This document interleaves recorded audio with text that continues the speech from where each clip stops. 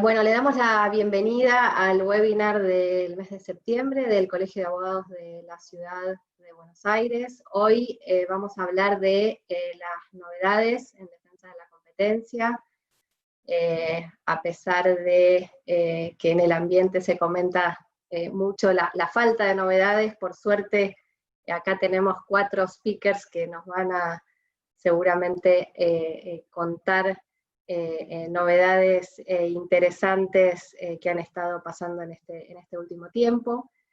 Vamos a empezar con Camila Corbalán, abogada del estudio Becar Varela, que nos va a contar cuál es la situación hoy en la comisión y cómo se están manejando en la época de pandemia en la que estamos viviendo. Luego Gabriel Lozano, socio del estudio Brullú, va a comentar sobre un proyecto de ley en la Ciudad de Buenos Aires sobre defensa de la competencia.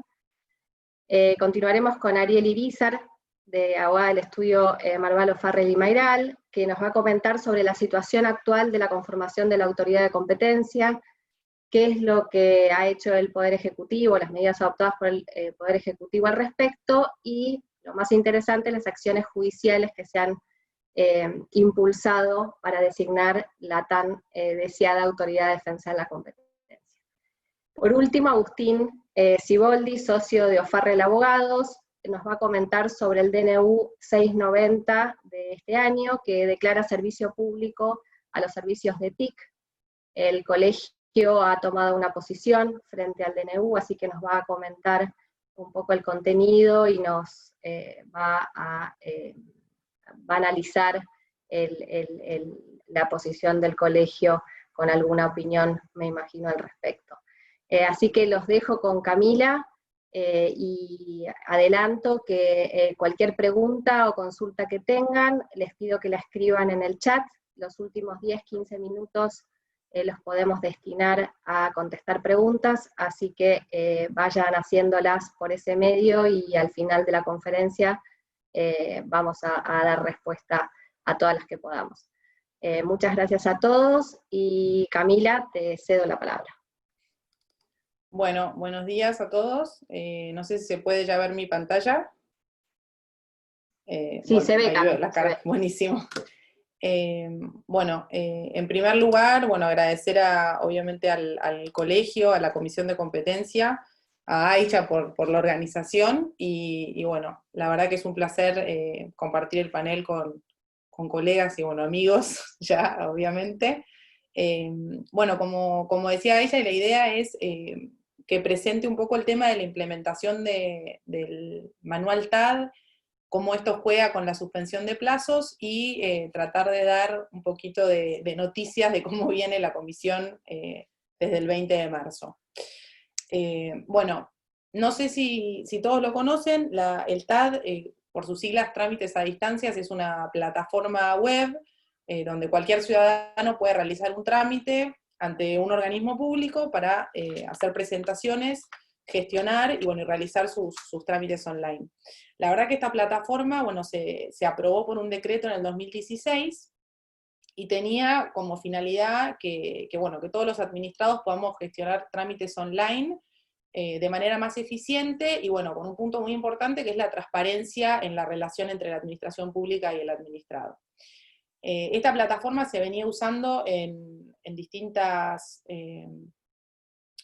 organismos del Ministerio de Desarrollo Productivo, y la verdad que funciona muy bien, y la comisión todavía no lo tenía implementado. Yo creo que un poco la pandemia aceleró todo este proceso, y con la resolución 231, el pasado 18 de agosto, se dispuso que todos los requerimientos que deban cursarse en expedientes administrativos, que tramiten en la Secretaría o en la Comisión, ya sea en el marco de la ley anterior o de la 27442, tienen que ser cursados y, tramitados a través de la utilización de la plataforma TAD.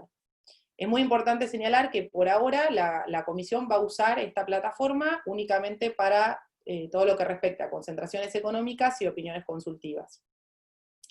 Un poco, yo le comentaba a ella cuando preparé el tema, que mi idea fue tener bastantes intercambios con la comisión para entender cómo se iba a implementar el uso de la plataforma, y cómo venían, hasta ahora viendo toda la gestión y su trabajo, desde que se instauró la pandemia.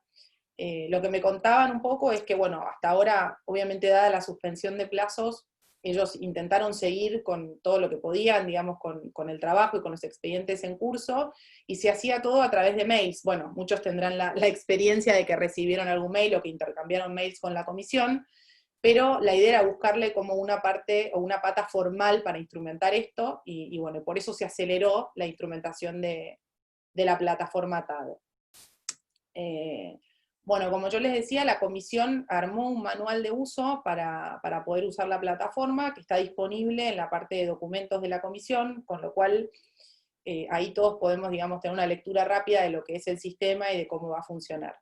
Más allá de eso, me parece importante señalar que el sistema va a arrojar muchísimas dudas y a nosotros al momento de implementarlos también se nos van a generar dudas, con lo cual está bueno que sepamos que la comisión tiene abierto el canal de comunicación para que nosotros podamos inmediatamente hacerle las consultas. Yo preparando la presentación ya les hice bastantes que bueno, voy a compartir con ustedes, pero eventualmente si van surgiendo otras dudas o si surgen dudas con la implementación, está bueno que sepan que nos podemos comunicar directamente con la comisión y que son ellos quienes van a resolver las dudas. Específicamente la persona que se va a encargar de esto en la comisión, o que al menos hasta ahora está encargada, es Carola Quintela, con lo cual, bueno, nos podemos, digamos, intercambiar con ella. Bueno, como les decía, los expedientes alcanzados para utilizar la plataforma son las concentraciones económicas y las OPIs. Hasta ahora no se incluyen los procedimientos por diligencias preliminares, y obviamente tampoco las conductas. La idea es, según lo que estuvimos conversando, que las diligencias preliminares en un futuro sean incluidas también en el uso de la plataforma. Las conductas por ahora, digamos, y en el futuro pareciera que van a quedar afuera del uso de la plataforma. Bueno, al momento digamos, de ingresar en la plataforma hay dos, digamos, grandes campos, que van a ser los expedientes que ya estén iniciados o en trámites en la comisión, y los nuevos expedientes que querramos generar. Es importante resaltar que en ambos casos la tramitación vía la plataforma es obligatoria a partir de la resolución de implementación. Acá a mí me surgió una duda porque decimos, bueno, a ver, se implementa el TAD, pero todavía los plazos están suspendidos. Y bueno, eso es correcto, la resolución 231 no dice nada respecto de la reanudación de plazos procesales, con lo cual se implementa el sistema para que tanto la comisión como los ciudadanos, digamos, utilicemos esta plataforma, pero se interpreta que la suspensión de plazos todavía está vigente. Acá, otra duda que a mí me surgió, bueno, ¿ahora qué va a pasar? ¿Los requerimientos nos van a llegar a través del TAD o van a seguir llegando por mail? Lo que me comentaban de la comisión es, aquellos que hayan validado el sistema TAD para los expedientes ya iniciados, o para, digamos, expedientes nuevos, todas las notificaciones serán a través de ese sistema, y para los que no hayan validado, lo seguirán haciendo por mail. La validación para expedientes ya iniciados va a empezar a correr una vez que se reanuden los plazos, que bueno, saldrá una resolución identificando, digamos, ese hecho. Bueno, al ingresar al TAD van a poder ver esta pantalla, que es, digamos, cómo iniciar los trámites. Yo igual después puedo compartir la presentación si lo quieren ver, también lo tienen en el manual. Y una vez que se ingresa al trámite, ya se tiene que, digamos, buscar si estamos hablando de una concentración o una OPI, e incorporar los datos de los solicitantes. Bueno, yo acá les puse cómo, digamos, serían los siguientes pasos para continuar. Y, bueno, es muy importante tener en cuenta que el manual aclara que los terceros no pueden realizar presentaciones vía TAD, con lo cual, si algún tercero quiere realizar una presentación, lo tiene que hacer ahora a través del correo electrónico CNDC firma, y bueno, eventualmente lo harán de manera presencial en la mesa de entrada, pero no tienen la posibilidad de hacerlo a través de la plataforma. Siempre esa presentación obviamente hay que identificar que es un tercero, a qué expediente pertenece y demás. Bueno, como les decía, ¿qué pasa con los expedientes ya iniciados? La acción es obligatoria para todas las partes. Como todavía los plazos están suspendidos, uno puede elegir hoy validar o no, digamos, su expediente a través de la plataforma. Es importante tener en cuenta que una vez que esté validado, todas las notificaciones se van a cursar a través de la plataforma. Bueno, hay que iniciar el trámite, obviamente eligiendo, y validar todos los datos del ingresante. En los expedientes ya iniciados, en los que participa la parte vendedora, el comprador tiene que darlo de alta como interviniente en la operación, ya sea que lo iniciemos o más allá también cuando lo vayamos a iniciar, siempre el vendedor se tiene que dar de alta a través del comprador, ya que la presentación no puede ser hecha de manera conjunta a través de la plataforma. Perdón, un punto anterior es que para finalizar siempre hay que confirmar el trámite. Es importante que tengamos en cuenta que no nos va a llegar ningún mail de la plataforma avisándonos que digamos, el trámite se realizó con éxito, con lo cual lo que a nosotros nos va a garantizar que el trámite está realizado es que se va a generar de manera automática un número de expediente, que va a ser, digamos, el nuevo número que nosotros vamos a utilizar, y aparecerá en un listado, digamos, identificado en mis trámites. Esa presentación va a ingresar automáticamente en el buzón de ingresos TAD de la comisión. Es de la misma manera como nosotros hacíamos una presentación en la mesa de entradas. Bueno, como les decía anteriormente, el manual aclara que no se pueden realizar presentaciones de manera conjunta, con lo cual se inicia la presentación por el comprador, y en caso de que el vendedor quiera participar, se valida la presentación con el comprador ingresando los datos, y la comisión lo habilita para que pueda utilizar la plataforma.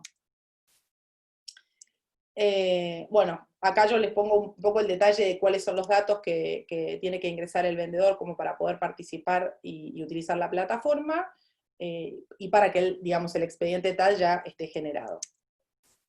¿Qué pasa con la vinculación de los trámites en la comisión? Es decir, nosotros teníamos un expediente en la comisión y ahora ese expediente va a pasar todo entero a la plataforma TAD. Todos los expedientes que estaban en trámites van a ser reemplazados una vez que nosotros validemos la plataforma por el expediente que se genere en el TAD. Tenemos que tener en cuenta que la comisión va a ser la encargada de vincular toda nuestra documentación. Con lo cual, una vez que nosotros lo validemos, la comisión va a vincular el expediente anterior y nosotros, a través de la plataforma, vamos a poder ver nuestro expediente completo. En caso de que nosotros querramos presentar más documentación, lo tenemos que hacer a través de la plataforma. Si esa documentación es correcta, digamos, si se vincula ese expediente, la comisión lo va a vincular, y si no lo fuera, la comisión nos va a rechazar esa presentación. Es importante que tengamos en cuenta que en el caso de rechazo de documentación, ahí sí la comisión nos va a mandar un mail avisándonos que eso no corresponde al expediente, como para que nosotros tengamos la posibilidad de enmendar ese error. Bueno, ¿qué pasa con la documentación confidencial? Acá, digamos, hay dos puntos distintos. Uno que corresponde a la documentación que nosotros no queremos que vea nadie dentro del expediente. Esa documentación la vamos a tener que presentar en forma física por la mesa de entradas de la comisión, hoy obviamente a través del mail, y el resto de los pedidos, digamos, para con terceros, se hace a través de la plataforma TAD, identificando que es un documento confidencial. Bueno, yo acá les ponía un poco las pantallas. Es importante que acá, como surge la pantalla, hay algunos documentos que tienen un asterisco en rojo, que son documentos obligatorios para cargar. Supongamos entonces que nosotros queremos generar un nuevo documento, y por ejemplo queremos presentar un formulario F1, y al momento de cargar ese formulario hay alguna documentación o algún punto del F1 que todavía no tenemos completo, pero bueno, nos corren los plazos para hacerlo, entonces queremos presentarlo. ¿Qué pasa? Nosotros en otro momento hubiésemos puesto que esa documentación no la teníamos, con el sistema eso no se puede hacer, con lo cual lo que debiéramos hacer es generar un documento en alguno de los formatos, digamos, que permite la plataforma TAD, que después los comento, y subir ese documento con el disclaimer avisando que esto se va a presentar en el futuro. Si no hacemos de ese modo, digamos, si no generamos el documento, la plataforma no nos deja continuar y no se puede generar la presentación. Bueno, la plataforma permite adjuntar documentación en distintos formatos, PDF, Word, Excel, y como les decía, se genera un expediente de manera automática. Y ese es el expediente, digamos, que va a servirnos a nosotros para seguir el trámite. Bueno, acá yo les mostraba en esta pantalla cómo uno puede visualizar sus expedientes. Hay una solapa con mis trámites que detalla cuáles son los expedientes, identificando el nombre, la referencia, el estado. Y como podrán ver, hay una columna que tiene la fecha de creación del documento. Esto es muy importante que lo tengan en cuenta para el tema de las notificaciones, que viene acá. Las notificaciones como habíamos dicho, también se van a realizar de forma electrónica. Hoy las notificaciones las van a realizar vía mail, como dijimos, salvo que se validen, que uno valide, digamos, su expediente ya iniciado en el TAD. Es importante que tengan en cuenta, y esto es algo por ahí que llama un poco la atención, o es un poco preocupante, porque las notificaciones se van a, digamos, las partes se van a considerar notificadas en el momento que llegue la notificación electrónica a la plataforma TAD. Con lo cual, las partes intervinientes pueden tomar vista en cualquier momento, pero la notificación, una vez que llegó, significa que uno ya se notificó, y si esa notificación tuviese plazo, empieza a correr el plazo. Perdón, que ahí ya me está diciendo ya que estoy con el tiempo justo, así que ya voy cerrando.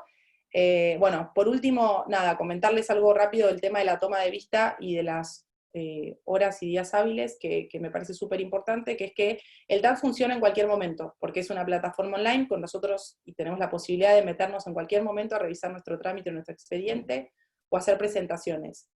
Eso no quiere decir que no se respeten las horas y días hábiles de la mesa de entradas de la comisión, con lo cual tengamos en cuenta que nosotros, si hacemos la presentación después de las 13:30, esa presentación se va a considerar para el día posterior, más allá de que nosotros podamos tomar vista en cualquier momento. Y un punto más, y con esto cierro, Aisha, es que cada vez que nosotros tomemos vista, la misma plataforma va a generar un documento que nos va a quedar como constancia de toma de vista, donde van a surgir los datos de la visualización y el día y hora que se consultó el expediente, como para que nosotros tengamos una prueba de que hemos tomado vista, y ese documento se puede descargar.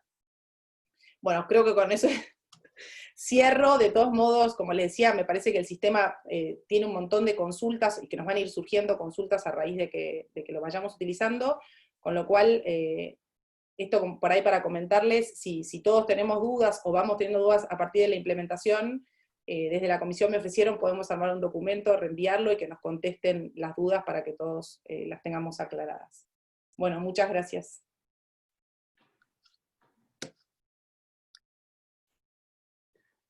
Bueno, me toca a mí. Muchas gracias, Cami. Como les comentó Aixa, yo voy a hablar de un proyecto de ley que fue presentado en mayo de este año en la Ciudad Autónoma de Buenos Aires. Este proyecto tiene como objetivo hacer efectiva la defensa de la competencia en todos los procesos de contratación en las licitaciones públicas en el ámbito de la Ciudad de Buenos Aires. El proyecto menciona tres leyes en particular, a las que hace referencia claramente. El primero de ellos es la Ley 2095, que es de compras y contrataciones. Y aquí hay un punto muy interesante que incluye una declaración jurada de propuesta competitiva.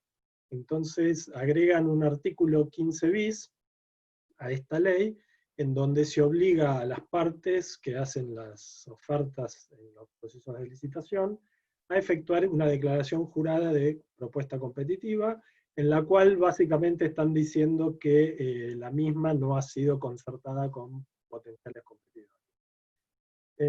Aquí un primer comentario, podríamos referirnos a que está muy bueno todo lo que tenga que ver con promover la protección de la defensa de la competencia, y que la defensa de la competencia se haga efectiva.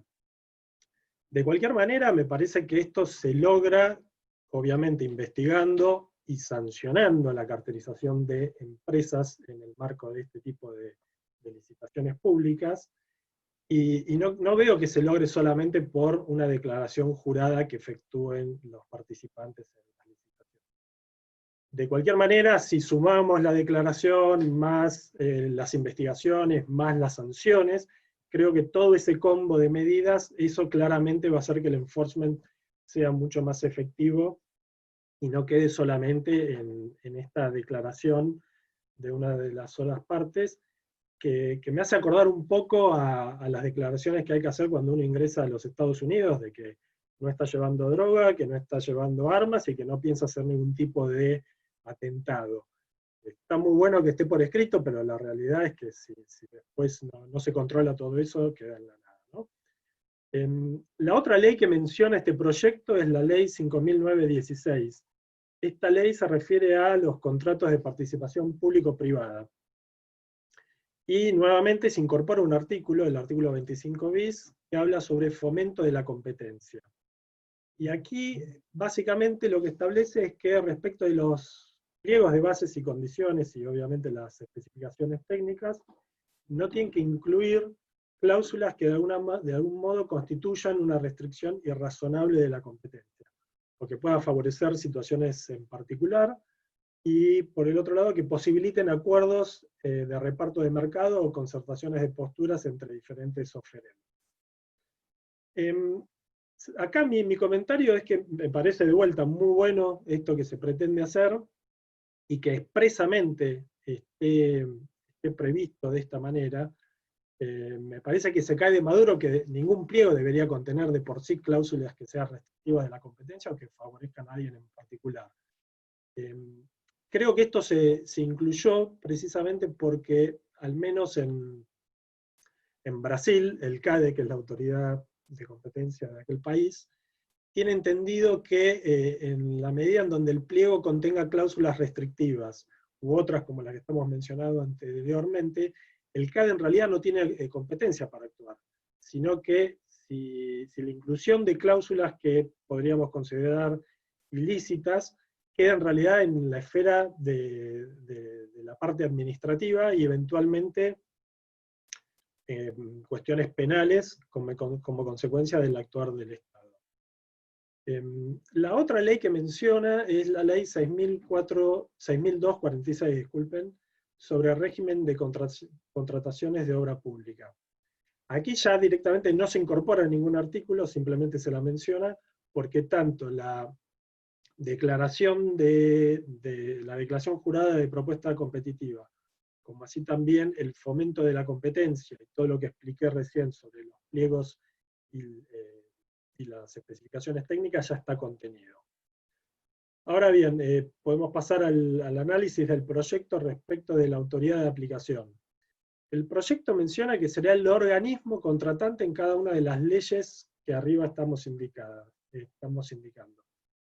Sin embargo, también se indica que la reglamentación designará a las autoridades de aplicación para hacer la investigación y la recepción de las denuncias.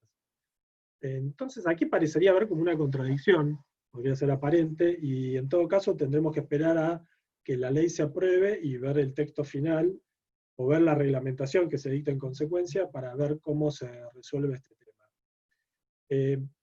Un comentario que saca también de Maduro es que a nivel nacional alguien me podría decir que ya existe una autoridad, y es correcto, aunque no esté constituida, hay una autoridad que viene funcionando ya desde hace décadas, que es la Comisión Nacional de Defensa de la Competencia, y alguien podría decir que es irrelevante o que no tiene mucho sentido la constitución, la investigación a través de una autoridad de aplicación en esta ley, cuando tenemos una autoridad nacional en vigor.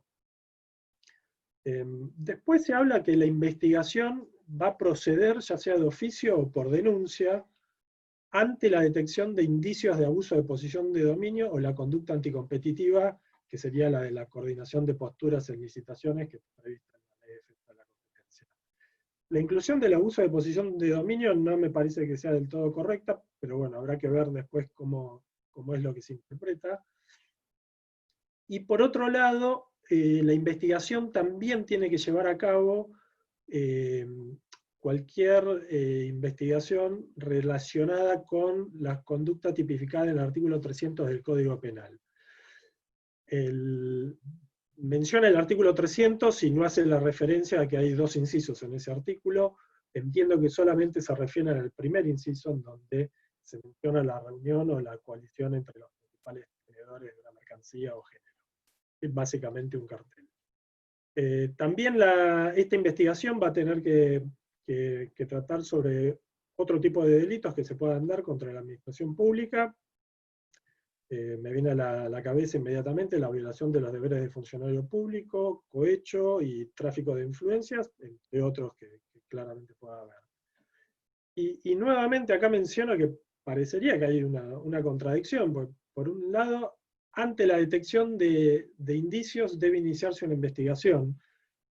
Y después, si como resultado de esta investigación, que tampoco se aclara en cuánto tiempo tiene que resolverse, si se llega a la conclusión de que esos indicios se adecúan a una conducta anticompetitiva, con participación o sin participación de un funcionario público, se debe presentar una denuncia formal de la CNDC, hoy actualmente la CNDC. Entonces, la contradicción parecería ser que esta denuncia ante la CNDC debe presentarse, dice el proyecto, dentro del plazo de 5 días, y no queda del todo claro si es dentro de 5 días de que se terminó la investigación y se llegó a determinar que efectivamente puede haber alguna conducta anticompetitiva o no. A mi criterio me parece que cualquier indicio de una potencial conducta anticompetitiva en el marco de una licitación pública ya le debería dar fundamentos necesarios al gobierno de la Ciudad de Buenos Aires para presentar una denuncia ante la CNDC. Por otro lado, ¿qué pasaría si en esta investigación que hace el gobierno de la ciudad se llega a la conclusión de que no se llegaría a computar como una conducta anticompetitiva? Tal vez esa licitación va a quedar sin ser analizada correctamente por un organismo especializado que tiene presencia nacional y que es la CNDC. Entonces habría que ver bien cómo juega todo esto. Parecería que lo que está haciendo el gobierno de la Ciudad de Buenos Aires es crear un sistema previo a la denuncia ante la CNDC. A mi criterio, como ya les dije, no tiene mucho sentido. Me parece que podrían actuar en forma directa y sin llevar a cabo toda esta investigación. Ya para terminar y dar paso a los demás temas, me parece que en resumen, hay partes muy interesantes del proyecto que pueden ser modificados y mejorados, incluso para solucionar estas aparentes contradicciones que mencioné, aunque insisto, me parece que la creación de un procedimiento de investigaciones pre-CNDC en el ámbito del gobierno de la ciudad no me termina de convencer, y a esto además hay que sumarle otro proyecto que está dando vueltas en el ámbito del gobierno de la ciudad, que lo voy a dejar para otro momento, de resultar interesante, que crea una oficina de la competencia en la ciudad de Buenos Aires. Ese proyecto fue presentado en marzo del 2020, es reproducción de un proyecto presentado en el año 2018, y bueno, habrá que ver también cómo juega entonces esa oficina que se crea, quién seguirá siendo la autoridad de aplicación en el marco de estas investigaciones que se está refiriendo, y qué pasaría ante una eventual contradicción o investigación al mismo tiempo, tanto por la CNDC como por el gobierno de la ciudad. Me parece que son esos los interrogantes que dejo planteados para más adelante. Así que eso es todo de mi lado. Ahí está.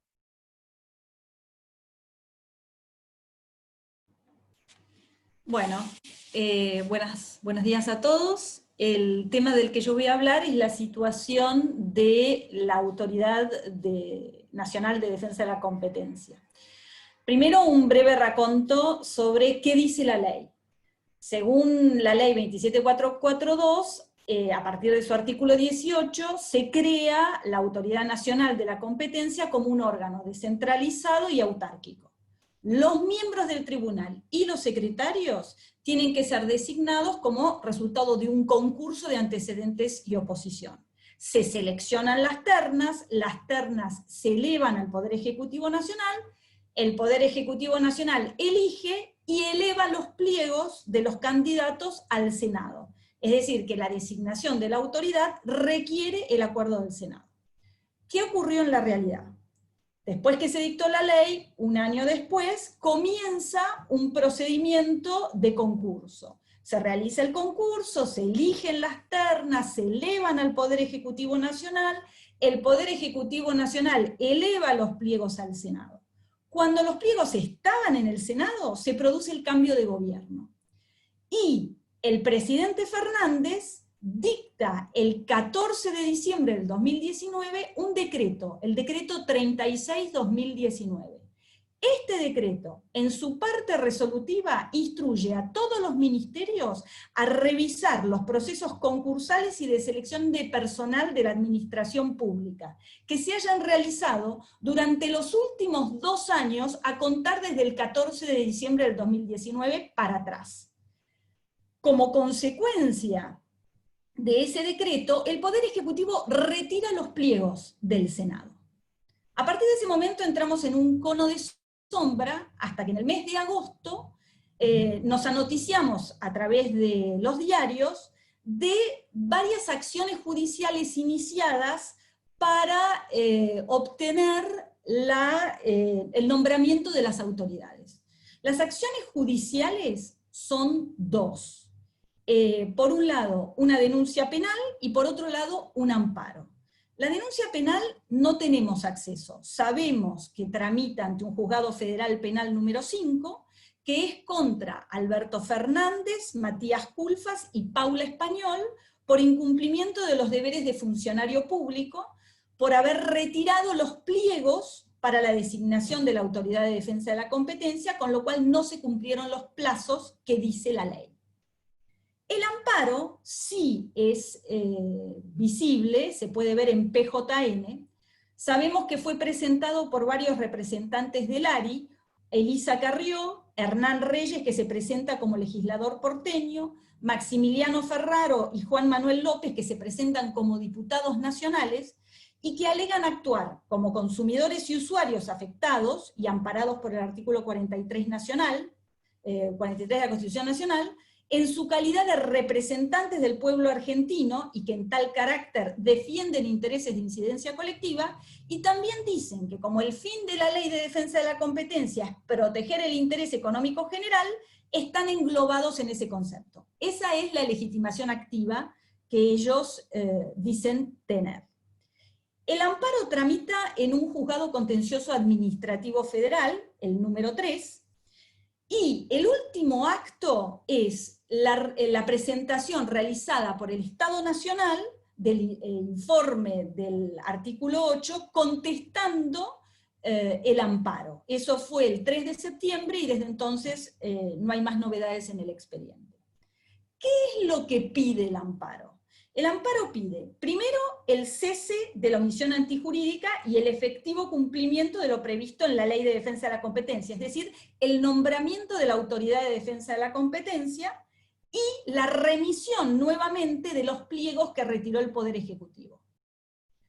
Subsidiariamente, le pide al juez que le ordene al Poder Ejecutivo Nacional a iniciar y terminar en un plazo prudencial que tiene que definir el juez todo el procedimiento para la designación de la autoridad, es decir, el llamado a concurso, la designación de las ternas, hasta la obtención del acuerdo del Senado.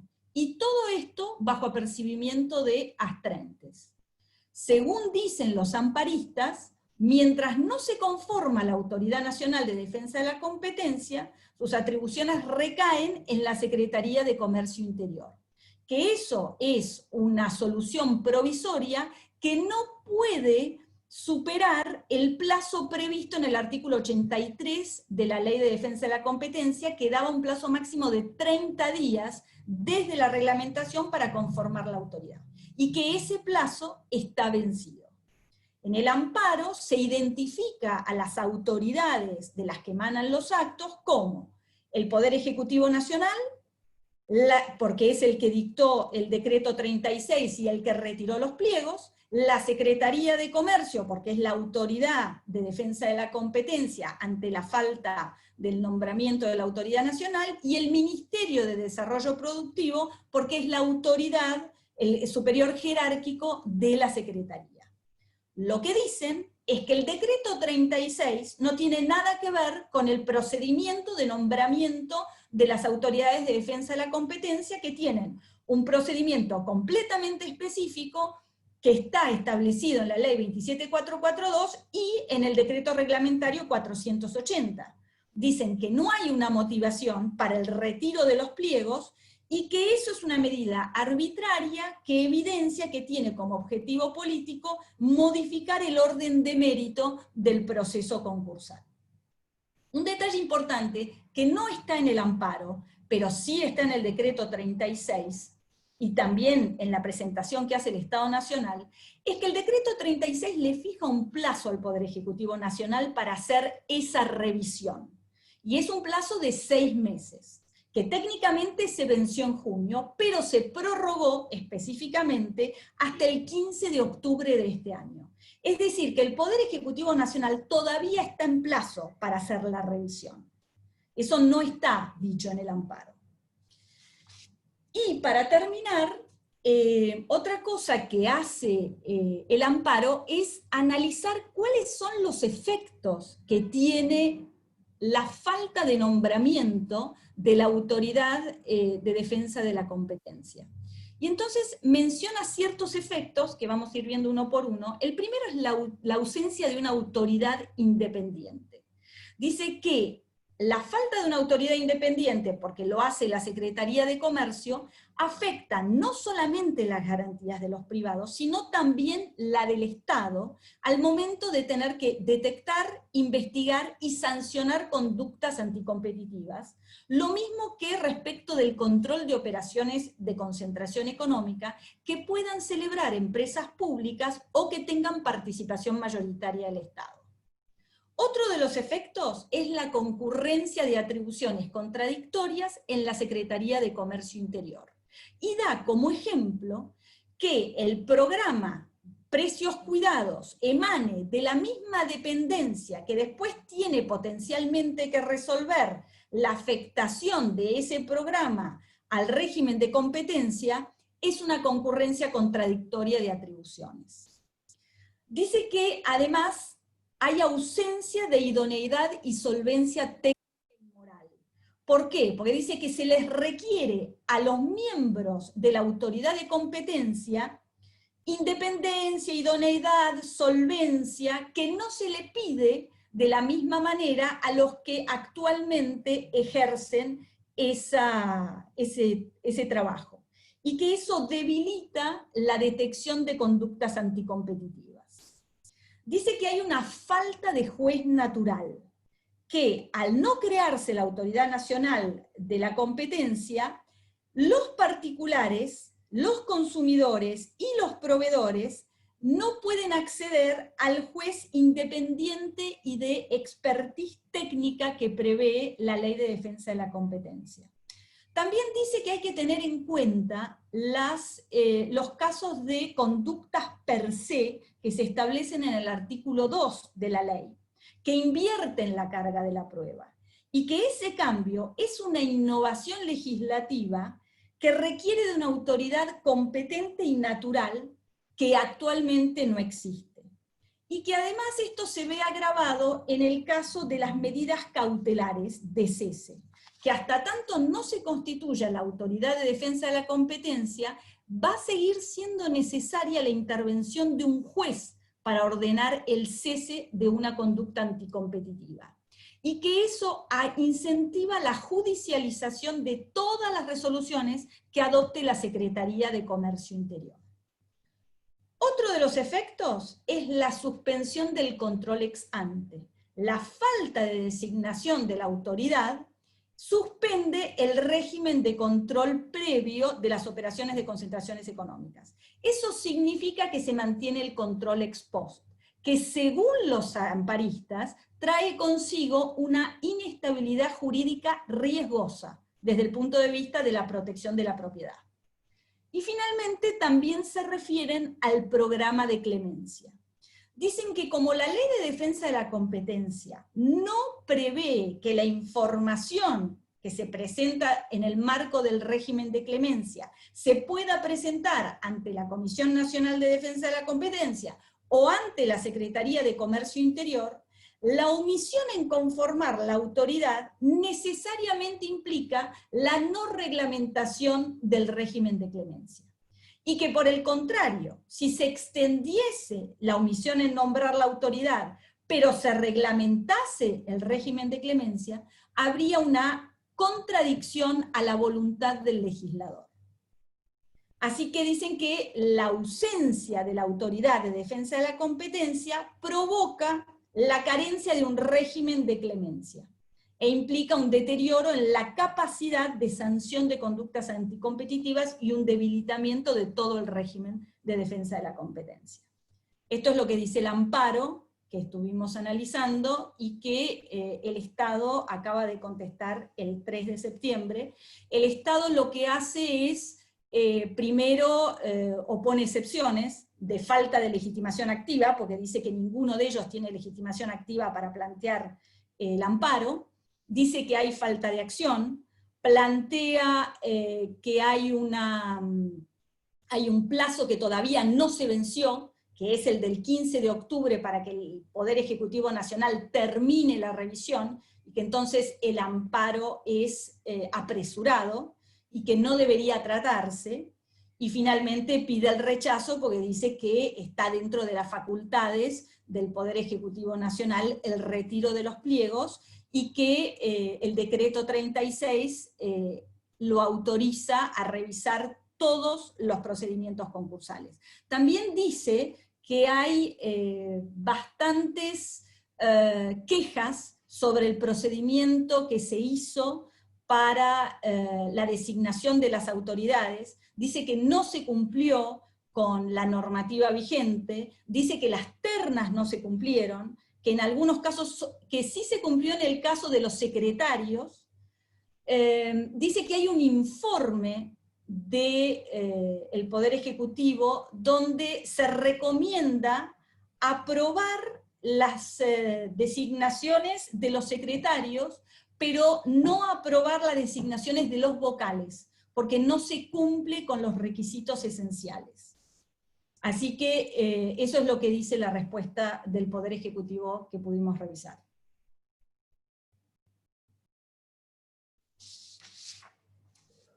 Bueno, muy buenos días. En mi caso me toca comentarles una novedad que no viene propiamente del sector, sino viene del ejercicio de facultades legislativas por parte del Poder Ejecutivo de la Nación. Se trata del Decreto de Necesidad de Urgencia 690 de 2020, que vamos a tratar de comentarles, dividido en 3 puntos. ¿Qué dispone este decreto? Sería la primera temática que abordaríamos, muy brevemente. Luego, los fundamentos que ofrece, para luego comentarles brevemente la posición que tomó el Colegio de Abogados de la Ciudad de Buenos Aires respecto de este decreto de necesidad de urgencia. Entonces, empezando por qué es lo que dispone este decreto, básicamente creemos que vuelve a lo que era la ley 27078 Argentina Digital, sancionada en 2014 y modificada al principio del gobierno del macrismo por el DNU 267-2015, ¿sí? Y establece que los servicios de TIC, que le llamamos, de telecomunicaciones, tecnologías de la información, se consideran servicios públicos, esenciales y estratégicos en competencia, ¿sí?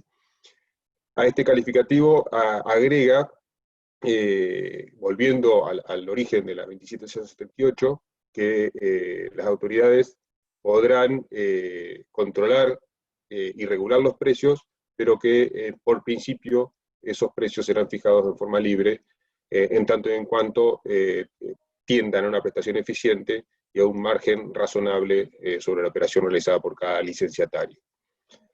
Por último, vuelve a hacer énfasis en la prestación básica, universal y obligatoria, que también estaba incluida en la Ley Argentina Digital.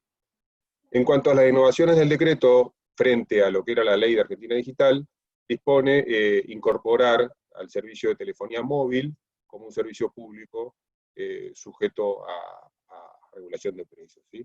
Esta particularidad no se veía en la Ley de Argentina Digital, y vamos a ver que hay un breve fundamento para esta decisión. Luego declara también servicio público a los servicios de radiodifusión por vínculo físico y radioeléctrico, que básicamente es lo que conocemos vulgarmente como servicios de KTV o televisión al hogar, ¿sí? Agrega que la autoridad de aplicación definirá vía reglamentación una prestación básica universal obligatoria que debe prestarse en condiciones de igualdad. La ley Argentina Digital declaraba servicios públicos en lo relativo a prestadores, o la relación entre prestadores de telecomunicaciones, y no así frente al consumidor. La diferencia no es menor, porque como veremos luego, a hacer el análisis del decreto, lo que termina ocurriendo es que se avanza sobre la regulación del mercado minorista, cuando la ley Argentina Digital se limitaba a regular el mercado mayorista. ¿Cuál es? Bueno, finalmente suspende los aumentos registrados el 31 de julio y 31 de diciembre de este año, bajo el argumento de la pandemia, como veremos ahora. ¿Cuáles son esos fundamentos?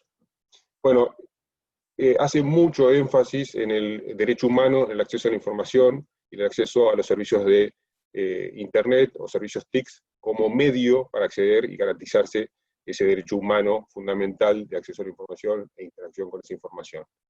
Y lo considera un proceso fundamental para la construcción y desarrollo económico y social del país. Cita un informe del Consejo de Derechos Humanos de la ONU en tal sentido, que hace claramente énfasis en la condición de derecho humano vinculado con el derecho a la información y a la opinión pública. Cita asimismo un fallo de la Corte muy direccionado hacia los servicios públicos y a la cuestión tarifaria.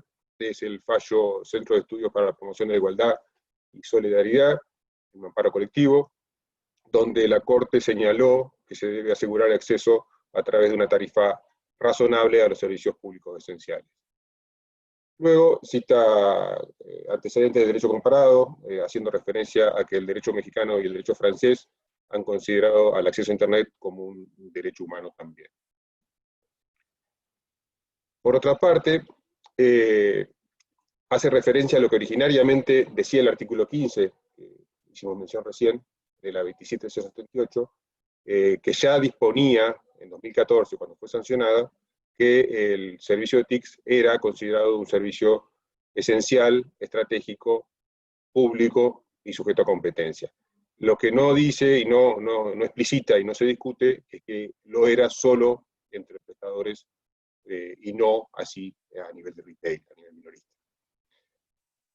Otro argumento que ofrece es que la convergencia de las tecnologías, básicamente todos sabemos que a partir de la digitalización de las redes convergieron y compiten de igual a igual las redes de KTV y las redes de telefonía o telecomunicaciones, dice, obliga a garantizar el acceso y uso de redes, así como las condiciones de explotación. ¿Sí? No expresa otro motivo para esto más que el relaciona la convergencia con la necesidad de fijar condiciones de explotación.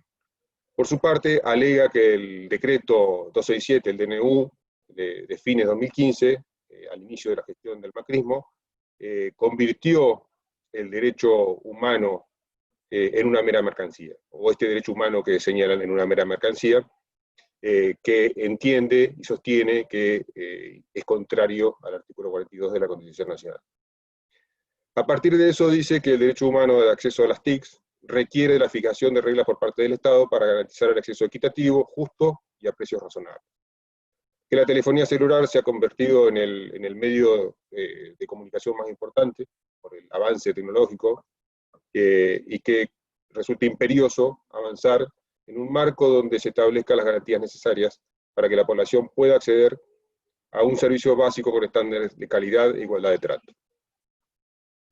Luego, ya más de contexto, alega la pandemia, la necesidad de aliviar la carga económica de la población a través de medidas que se adoptaron, como el decreto 311 de 2020, que suspende la posibilidad de realizar cortes de servicio y establece ciertos servicios mínimos garantizados, para a partir de ello sostener que es necesario y justificar la decisión de suspender todo aumento de tarifa, o de precio, mejor dicho, entre el 31 de julio de este año y fin de año.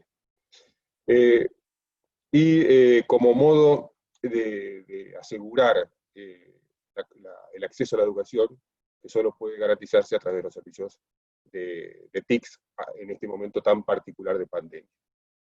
Que esta situación de urgencia, lo dice en un solo párrafo, hace imposible seguir el trámite parlamentario usual para la sanción de una ley. Yendo entonces un poco a qué ha visto el Colegio de Abogados de la Ciudad a través del trabajo de su Comisión de Defensa de la Competencia y el aporte de directorio, que finalmente hizo suyo, una serie de objeciones al avance de este decreto de necesidad de urgencia 690 de 2020, bajo el argumento que se aparta del diseño constitucional. La afirmación inicial es que resulta irreconciliable con nuestro diseño constitucional, sus fundamentos no son suficientes para hacerlo compatible con los parámetros que nos da el constituyente, el artículo 42, y el ejercicio de facultades legislativas por parte del Poder Ejecutivo en el artículo 99, inciso 3. Ese diseño constitucional está basado en la propiedad privada de los medios de producción, en la libertad de mercado y en la defensa de la competencia contra toda distorsión. Esto está explícitamente dispuesto en el artículo 42 de nuestra Constitución Nacional, sin perjuicio que se ve reflejado en otros artículos constitucionales, como puede ser el derecho a propiedad, la garantía y protección de la propiedad privada, etc. El ejercicio de la industria lícita, por ejemplo. El artículo 42, que termina siendo el nudo de la discusión, señala con toda claridad que las autoridades proveerán a la defensa de la competencia contra toda distorsión de los mercados, al control de los monopolios naturales y legales. Parece haber acá dos supuestos, ¿no? La justificación entonces para la intervención legal en un mercado reconoce en nuestra Constitución dos vertientes: la distorsión de los mercados y la presencia de monopolios. El DNU en cuestión no alega ninguno de estos dos argumentos como antecedente fáctico para proceder a intervenir el sector, sino que se recuesta en la existencia de un derecho humano y en la esencialidad del servicio de TIC para acceder a ejercer ese derecho humano de informarse e interactuar con la información en cuestión. Dicho eso, el segundo argumento que encuentra el colegio para objetar lo decidido es que se aparta de los compromisos asumidos por el país.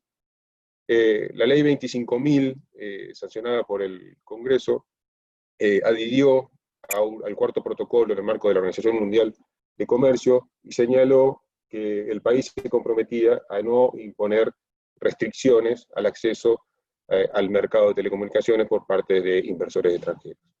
Esto podría ser leído, o este DNU y las decisiones que contempla, podría ser leído como una afectación de este tratado, que como todos sabemos, tiene una jerarquía superior de las leyes nacionales.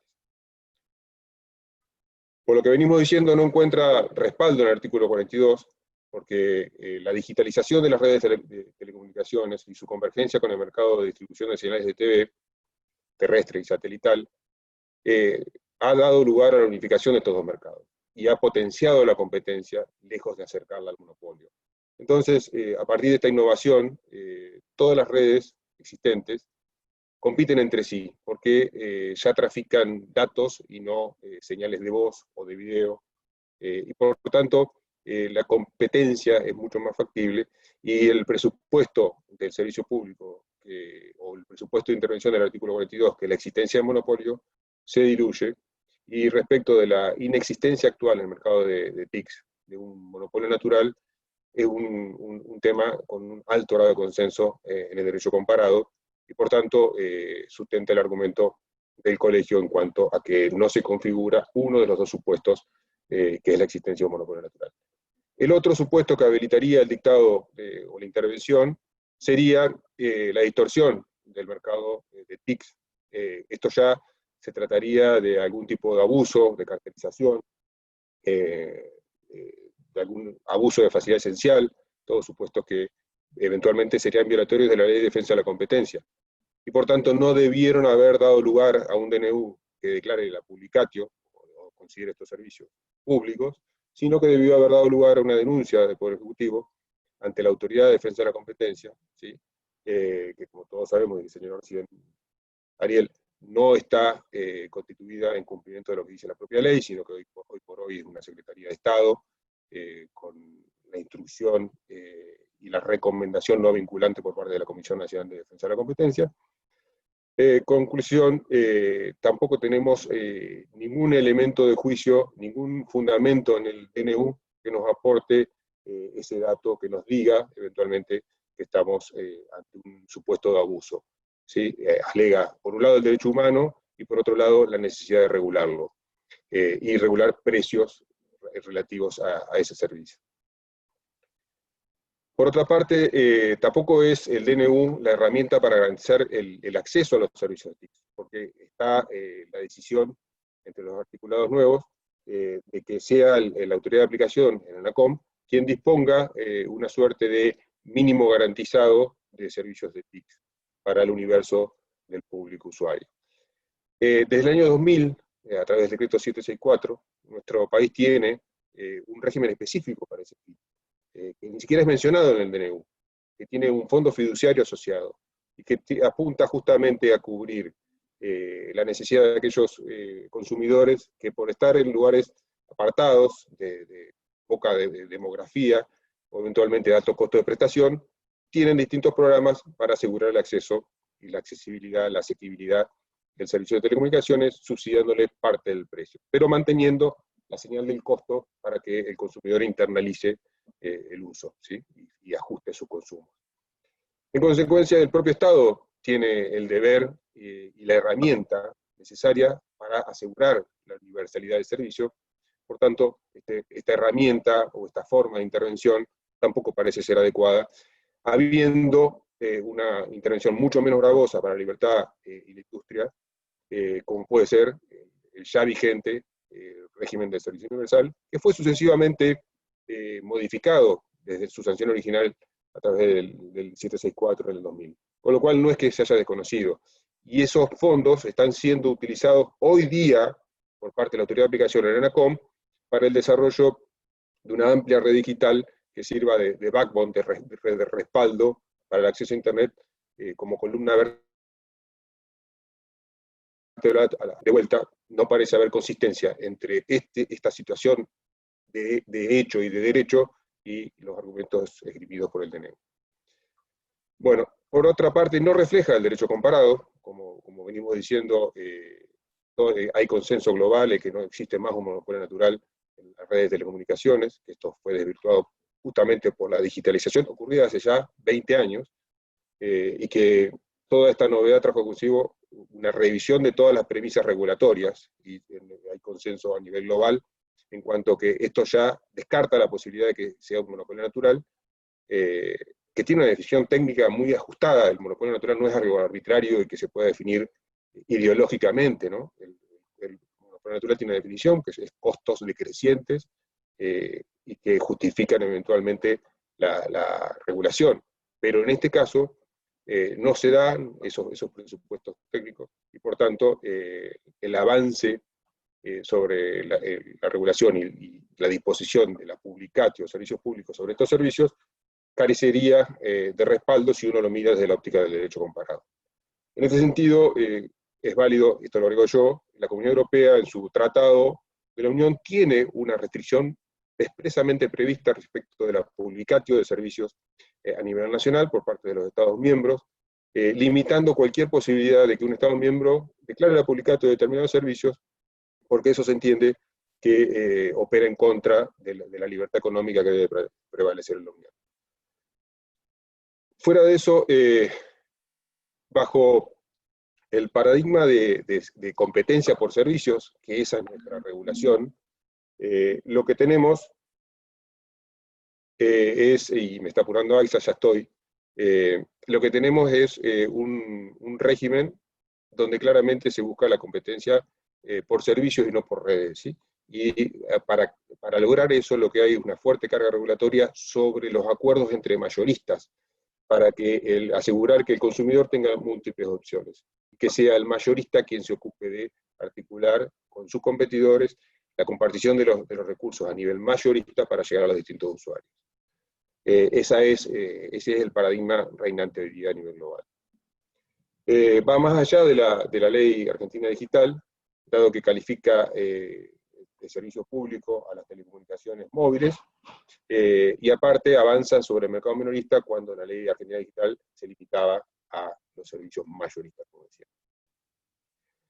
No se encuentra justificada la legislación vía excepcional de DNU, porque la verdad que no hay ningún impedimento para que estos temas que son de fondo se traten y sean resueltos por una discusión parlamentaria acorde. No contribuye al derecho humano al acceso a la información, porque al atacar la fuente de ingreso que financia la estructura, que a su vez permite que el privado, el consumidor, acceda a consumir información y eventualmente a compartir su propia información, lejos de garantizarlo, parece contradecir esa finalidad, porque depende el operador ya de la decisión de la autoridad tarifaria del servicio público antes de sus propias decisiones. Entonces queda en juego el derecho de acceso a la información. Desconoce la voluntad de nuestros constituyentes, porque el artículo 42 de la Constitución Nacional, incorporado en el 94, no es un mero capricho. Tiene fundamentos en la técnica regulatoria vigente, en la teoría de la regulación económica, y reconoce el hecho de que para maximizar el bien común, para maximizar el bienestar común, el excedente total de nuestra economía, hay dos herramientas, básicamente. En el monopolio natural se regula tarifa, y si se regula tarifa, se regula también calidad, por obvias razones, porque el prestador que tiene una tarifa tope va a tender a menguar en la calidad para ajustar y engrosar sus ingresos. Y por otro lado, tiene la figura de las distorsiones, los abusos competitivos, donde la autoridad y el funcionario público tienen la obligación de intervenir a modo de árbitro. Y en todo caso, estaríamos en este segundo escenario y no en el primero. Bueno, hasta ahí traté de resumir los argumentos. Aixa. Gracias Agustín. Sí, te apasionaste al final. No podíamos pararlo. Bueno, quiero respetar el horario, así que voy a ser muy breve. Agradecerle obviamente a los panelistas, a los participantes. Como vemos, hay novedades en el funcionamiento de la autoridad a nivel nacional, con la presentación del amparo, el decreto que comentó Agustín, y a nivel ciudad con lo que nos estuvo comentando Gabriel. Varios pidieron los documentos de cada una de las presentaciones, así que lo que vamos a hacer es en la página del colegio, junto con esta grabación y el resumen de la charla, un breve resumen, vamos a poner los links a el amparo, el proyecto de ciudad, la presentación de Camila y la presentación del colegio respecto a las TIC, por si alguno la quiere revisar el documento en sí.